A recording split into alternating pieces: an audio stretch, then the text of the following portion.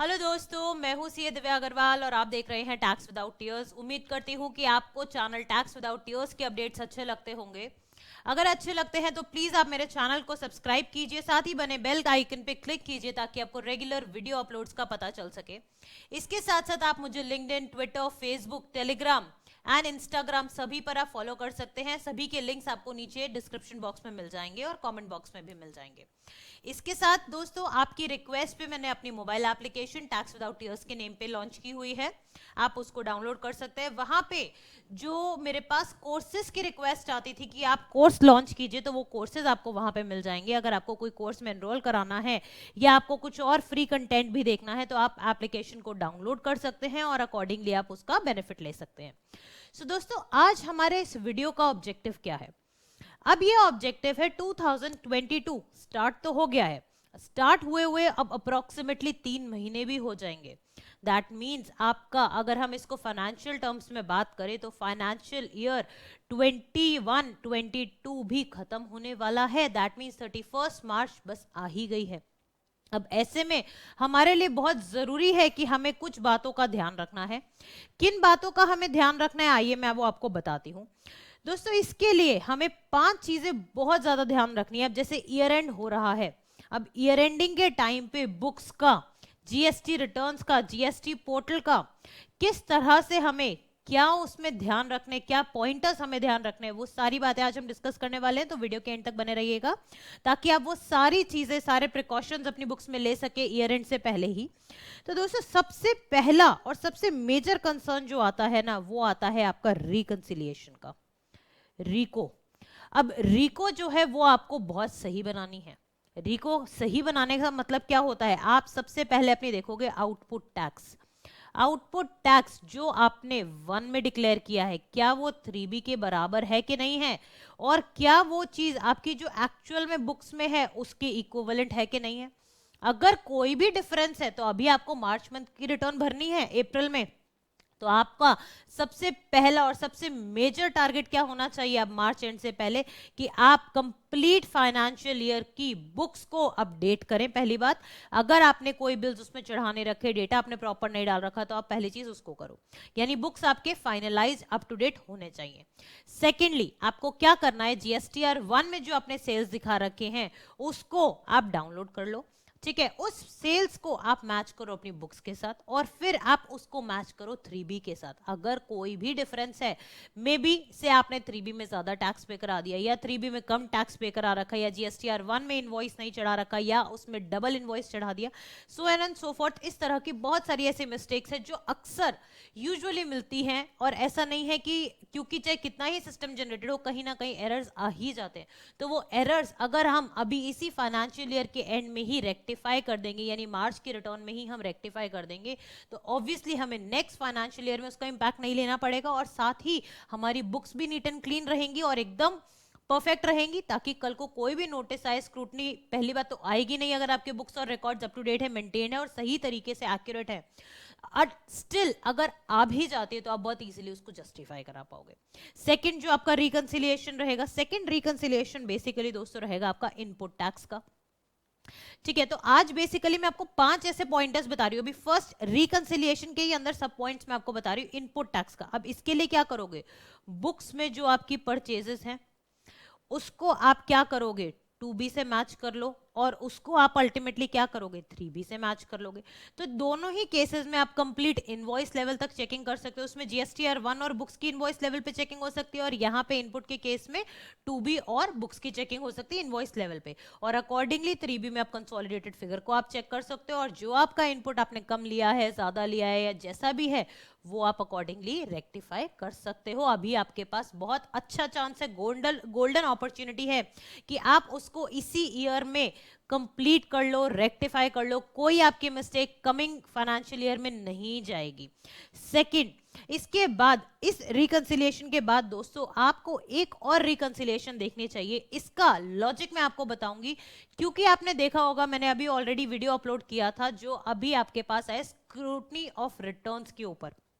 Department से बेहद notice निकले जा रहे हैं। क्या नोटिसेस निकल रहे हैं? आपके रिटर्न्स के मिसमैच, अलग अलग आपकी जो रिटर्न्स में आपने डेटा फिल करा हुआ है उसकी स्क्रूटनी हो रही है, और उस बेसिस पे उसमें जो अलग अलग पैरामीटर्स है जो ऑलरेडी मैंने अपने वीडियो में अर्लियर में डिस्कस कर रखे हैं, आप उसको रेफर कीजिए। तो उसी बेसिस पे मैं ये रिकंसिलिएशन बता रही हूं आपको।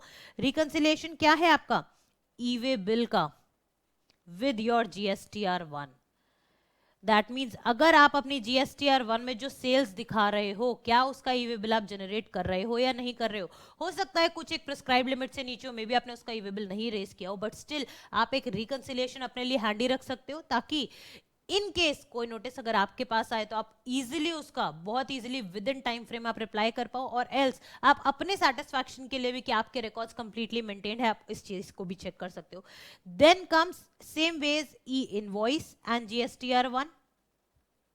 ई इनवॉइस के पोर्टल को आप किससे चेक कर सकते हो? GSTR1 में जो आपने डिटेल्स डाल रखी हैं। ये रिकंसिलिएशन दोस्तों बहुत जरूरी है। और जो हमने इनपुट टैक्स की बात करी थी उसी में ही एक और पॉइंट आ जाता है आपका आइस गेट का। आइस गेट पे आपके इंपोर्ट्स बेसिकली जो आ जाते हैं उसको आप किससे मैच करोगे? आपने जो इनपुट लिया है 3B में फॉर इंपोर्ट्स। इंपोर्ट्स ये बेसिकली गुड्स का होगा क्योंकि सर्विसेज का यहाँ पे नहीं आएगा, ठीक है। तो गुड्स का इंपोर्ट जो है आइस गेट से आप उसको रेक्टिफाई और उसको मैच कर सकते हो। इन केस अगर नहीं आ रखा होगा तो आप उसको ध्यान में रखिए कि आपको वो लेना है। देन कम्स आपका RCM, reverse charge mechanism. That means अगर आपने सपोज कीजिए कोई भी ऐसी सर्विसेज या गुड्स लिए हैं जिस पे रिवर्स चार्ज मैकेनिज्म बनता था, तो क्या आपने वो टैक्स पे किया है या नहीं, और अगर टैक्स पे कर दिया है तो क्या आपने उसका इनपुट लिया है या नहीं। और इन केस आपने इनपुट लिया है तो कई बार ऐसा हो सकता है जो आपने सर्विसेज या गुड्स परचेज किए थे तो सामने वाला वेंडर रजिस्टर्ड हो, तो उसने अपनी GSTR1 में B2B कॉलम में रिवर्स चार्ज जब टिक किया था तो क्या आपने उसको पे किया उस अमाउंट को, टैक्स को, और अकॉर्डिंगली इनपुट लिया या नहीं लिया। दैट मीन्स आपका जो आपने टैक्स पे किया है और फिर अकॉर्डिंगली इनपुट लिया है वो आपको मैच करना है। तो ये बेसिकली आपके पास एक तरह से 6 आपके पास रिकंसिलिएशंस है जो आपको रेडी कर लेनी चाहिए by March and for this financial year 21-22, ताकि आपके पास नेक्स्ट फाइनेंशियल ईयर में आपको कोई इंपैक्ट लेने की जरूरत ना पड़े, इसी साल में आप उसका कंप्लीट इंपैक्ट ले पाए। Then coming forward to next point, यानी ये सबसे मेजर पॉइंट जो था वो रिकंसिलिएशन का था कि हमें ये तो अब ध्यान रखना ही है। अब दोस्तों मैं सेकंड पॉइंट पे लेके जाती हूँ आपको। अब आप कहोगे कि सेकंड पॉइंट क्या है जो हमें ध्यान रखना है? सेकंड पॉइंट दोस्तों ये आ जाता है कि अगर आपको रिवर्सल करना है ITC का, रिवर्सल ऑफ ITC, तो आप वो भी कर सकते हैं। दैट मीन्स अगर आपने अपने एंटिटी पे रूल 42, रूल 43 ये हैं, इनके अंदर आपको कोई भी रिवर्सल करना है, मे बी आपके एग्जेम्प्टेड सप्लाईज भी हैं, ठीक है। दैट मीन्स आप टैक्सेबल सप्लाई भी कर रहे हो, एग्जेम्प्टेड सप्लाईज भी कर रहे हो, या फिर आपने कुछ गुड्स पर्सनल यूज के लिए ले लिए हैं, तो ऐसे में जो आपका इनपुट है वो अकॉर्डिंगली रिवर्स होना चाहिए। फॉर्मुलेस क्या है वो ऑलरेडी रूल 42-43 में गिवन है, और इसके रिस्पेक्ट में ऑलरेडी मैंने वीडियो भी बना रखा है। अब कुछ लोग को कंसर्न होगा कि मैन्युफैक्चरिंग कंसर्न है, नेचुरल लॉस होता है, नॉर्मल लॉस होता है, तो उसको कैसे ट्रीट करना है। उसके रिस्पेक्ट में जो दोस्तों केस लॉ है वो भी मैंने केस लॉ ऑलरेडी अपने रिसेंट के ही, ये देखिए GST ITC रिवर्सल को लेके जो कोर्ट का बहुत ही ऑनरेबल कोर्ट का बहुत बढ़िया जजमेंट आ रखा है वो भी मैंने डिस्कस किया हुआ है। तो ये सब चीजें आप देख सकते हैं और अकॉर्डिंगली अगर आपका रिवर्सल बनता है तो आप रिवर्सल कर सकते हैं। Most importantly now comes the rule number 37। Rule 37 क्या कहता है? रूल 37 कहता है, सपोज कीजिए मैं बायर हूं, मेरा सप्लायर से मैंने सामान लिया था, मैंने उसका इनपुट क्लेम कर लिया है, बट मैंने आज तक उसको पेमेंट नहीं करी है and it is been more than 180 days, तो आपको वो वाला इनपुट रिवर्स करना पड़ेगा। अगर 180 दिन से ज्यादा हो गए तो विद इंटरेस्ट रिवर्स करना पड़ेगा, और अगर उससे कम है और आपको दिख रहा है कि अभी 180 डेज हो जाएंगे और आपने पेमेंट नहीं करनी है या आप नहीं कर पा रहे हो, तो इट इज बेटर कि आप ITC को रिवर्स कर लो। बाद में whenever you will make the payment to the supplier you can very easily reclaim that particular ITC, कभी आपको उसमें कोई दिक्कत नहीं आने वाली है। तो ये जो रिवर्सल्स है आपको बहुत ध्यान देने की जरूरत है। सेम वेज आपको एक बार स्टॉक चेक भी कर लेना चाहिए, स्टॉक टेक कर लेना चाहिए अपना, ठीक है। स्टॉक रिकंसाइल कर लो कि जो आपने परचेज दिखा रखी थी क्या उतनी ही परचेज है, कोई ऐसा तो नहीं कि आपका कोई स्टॉक में से आइटम डिस्ट्रॉय हो गया है, चोरी हो गया है, ठीक है, या उसका कोई लॉस हो गया है। अगर इस तरह का है तो अकॉर्डिंगली भी आपको ITC रिवर्सल करना पड़ेगा। किसके अकॉर्डिंगली? सेक्शन 17 ब्रैकेट 5 के अकॉर्डिंगली। ठीक है, तो आपको रिवर्सल्स का भी ध्यान देने की बहुत ज्यादा जरूरत है। Now next coming over to third point कि ये रिवर्सल्स और रिकंसिलिएशन के बाद अब हमें ईयर एंडिंग पे किस चीज का ध्यान रखना है। ठीक है, अब हमने ये तो ध्यान रख लिया है। अब इसके बाद दोस्तों आपको ये ध्यान रखना है कि अब सपोज कीजिए, जैसे आपको पता है कि हमें आईटीसी हम कब ले सकते हैं, हम ले सकते हैं जब वो हमारे 2B में रिफ्लेक्ट करे, यानी हमारे पास मिसमैच का स्कोप नहीं होना चाहिए। और स्टिल अब जब आपने रिकंसिलिएशंस बनाए होंगे तो मिसमैचेस स्टिल आइडेंटिफाई तो हुए होंगे, because this is very normal and very genuine in all the trades की होना ही है ये चीज। अब अगर मिसमैच हो रहा है तो आपको क्या करना है, आपको वेंडर के फॉलोअप्स लेने हैं वेंडर से।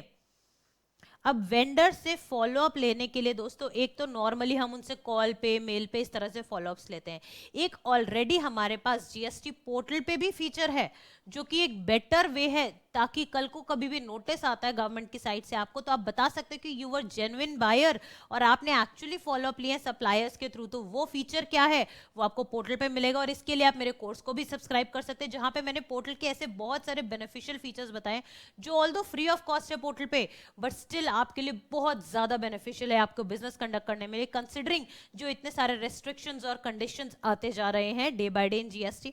ठीक है, तो वेंडर फॉलोअप आपको करना है अगर आपके साथ कोई भी मिसमैच आ रहा है तो। नेक्स्ट आपका क्या पॉइंट आ जाता है, नेक्स्ट आपका पॉइंट आता है आपको जॉब वर्क का स्टेटस देखना है। अगर आपने अपने गुड्स जॉब वर्क पे दे रखे हैं, ठीक है, या आप एक खुद जॉब वर्कर हो, तो अकॉर्डिंगली आपको देखना है क्या आपने अगर माल दिया हुआ है तो क्या वो विद इन टाइम फ्रेम आ गया है, कैपिटल गुड्स है, इनपुट्स हैं और टाइम फ्रेम में आ गया है, तो आईटीसी 04 अकॉर्डिंगली आपको क्वार्टरली बेसिस पे जो भरना है वो आपको भरना रहेगा। तो आपको एक जॉब वर्क का स्टेटस देखना होगा। और वेरी इंपॉर्टेंट नेक्स्ट इज जो लास्ट पॉइंट मैं आपके साथ आज डिस्कस करने वाली हूँ, फिफ्थ पॉइंट जो आ जाता है वो आपके पास रिलेटेड पार्टी का आ जाता है, यानी इंटर बैलेंसेस जो आ जाते हैं, रिलेटेड पार्टी बैलेंस। अगर आपकी बहुत सारी एंटिटीज है related party, that mean suppose करो आपके बहुत सारे ब्रांचेस हैं, आपके सब्सिडरीज हैं, ठीक है, या फिर आपकी इस तरह की एंटिटीज हैं जो आपके डायरेक्टर्स और पार्टनर्स आपके कॉमन हैं, इनसे आपकी डीलिंग्स है, तो आपको ये देखना है। अब क्योंकि आप अपने फाइनेंशियल्स को तो फाइनलाइज करोगे ही करोगे, तो आपके इंटरग्रुप बैलेंसेस क्या है, क्या उन ट्रांजैक्शंस में आपने वैल्यूएशंस प्रॉपर कर रखी हैं कि नहीं कर रखी, क्योंकि ना केवल ये आपके इनकम टैक्स में जरूरी है बट साथ साथ वो जीएसटी में भी जरूरी है, because whenever any notice comes तो बहुत सीधा साधा जो तरीका होता है वो ये होता है कि डायरेक्टली हम आपसे आपके रिलेटेड पार्टीज पूछते हैं कि आपके सेम पैन पे और कितनी फर्म्स रजिस्टर्ड हैं, या आपके पार्टनर्स की और कितनी फर्म है, आपके डायरेक्टर्स की कितने फर्म्स हैं, अकॉर्डिंगली कितनी कंपनीज हैं, उनके साथ आपके क्या ट्रांजैक्शंस हैं, उन ट्रांजैक्शंस को हम एनालाइज करते हैं। तो इट इज ऑलवेज प्रेफर्ड कि अब आपका ईयर एंड आ गया है, आपको क्लोजिंग से पहले आपको ये चीजें ध्यान रखनी चाहिए कि आपकी रिलेटेड पार्टी बैलेंसेस अकॉर्डिंगली कैसे हैं, क्या है, क्या आपने जो उनके साथ ट्रांजैक्शन कर रखी है क्या उसको प्रॉपर्ली क्लोज कर रखा है या नहीं कर रखा, अगर आपकी पेमेंट्स ड्यू हैं या जैसा भी है वो अकॉर्डिंगली 180 डेज का आईटीसी रिवर्सल आपको देखना रहेगा। Then comes the job work thing and then the ITC reconciliation. Apart from that this reversal of ITC, बाकी जितने रिकंसिलिएशन जो अभी हमने डिस्कस करी थी वो सारी रिकंसिलिएशंस भी आपको ध्यान में रखनी रहेंगी। तो दोस्तों ये मेजर पॉइंट्स हैं जो आपको ईयर एंड पे ध्यान रखने ही हैं, और अगर आपका इनका कोई भी इंपैक्ट है, आप हैंड टू हैंड मार्च की रिटर्न जो आप अप्रैल में डालेंगे यानी जीएसटीआर 1, 3B अकॉर्डिंगली आप उसमें ले सकते हैं, वो आपके लिए इजी रहेगा when you will be filing GSTR 9 and 9C। आपके जो स्पिल ओवर इंपैक्ट्स जाते हैं दूसरे फाइनेंशियल ईयर में या पुराने फाइनेंशियल ईयर के करंट ईयर में आते हैं, तो इस तरह से अगर आप ये एक्सरसाइज कर लेंगे तो ये आपके चांसेस कम करेगा कि आपके इंपैक्ट्स ऐसे नहीं जाएंगे दूसरे फाइनेंशियल ईयर में, और आपकी बैलेंस शीट भी एकदम एक्यूरेट और क्लीन रहेगी। उम्मीद करती हूँ दोस्तों कि आपको आज का वीडियो अच्छा लगा होगा, इन्फॉर्मेटिव लगा होगा। इन्फॉर्मेटिव लगा है तो प्लीज अपने दोस्तों में शेयर करना ना भूलिए, अपने प्रोफेशनल्स के साथ शेयर कीजिए, अपने टैक्स पेयर्स के साथ शेयर कीजिए, ताकि वो भी ये सारे पॉइंट्स को अडॉप्ट कर सके और अकॉर्डिंगली इन पे एक्ट कर सके। Thank you so much friends and have a nice day.